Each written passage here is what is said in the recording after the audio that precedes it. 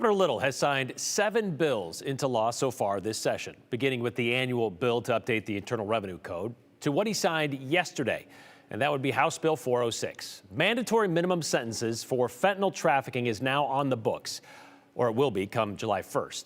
The idea behind the bill was to be a deterrent to those dealing in that deadly drug that seems to be everywhere these days by making a minimum sentence of 3 years and a fine of $10,000 for anyone having possession of 4 grams of fentanyl.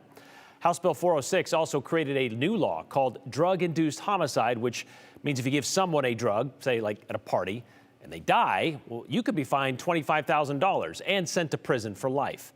However, House Bill 406 does not include a requirement to show intent to distribute fentanyl. All you have to do is just have it, those 4 grams. And that's just one of the concerns that followed this bill throughout the State House. The others that were brought up over days and weeks of debate, the fiscal impact, which wasn't specific in the bill, but it surely is going to increase the budget for state attorneys, court costs, and incarceration. There was the issue taking sentencing discretion away from judges.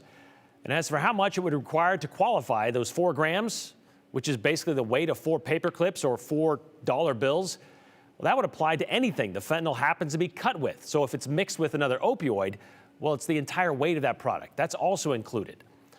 All of these problems with the bill were addressed during debates, including the pressure being applied to lawmakers to pass it.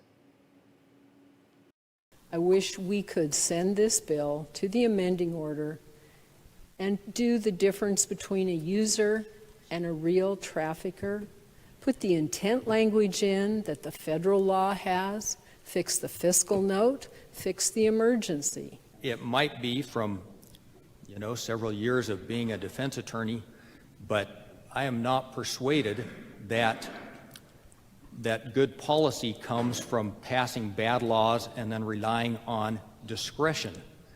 It's very important that we pass good laws that don't have flaws in them, rather than passing a law to which we need to say time and time again, that will never happen. This is an election year, and so it's been very difficult to really vote how you want to vote on this bill. We all want to stop fentanyl, which is a huge problem. But many of us know if we don't vote correctly with law enforcement on this bill, we will be law enforcement haters or fentanyl lovers or drug trafficker lovers, which is really a lot of pressure. Very unfortunate that gets put upon to us to pass a bill that way. All 3 of those representatives, all 3 of those lawmakers, all voted yes on House Bill 406. Representative Scott, though, she did try to get the bill sent back to the amending order to make changes, to make it a better bill, but that was turned away by a vote of 19 to 49.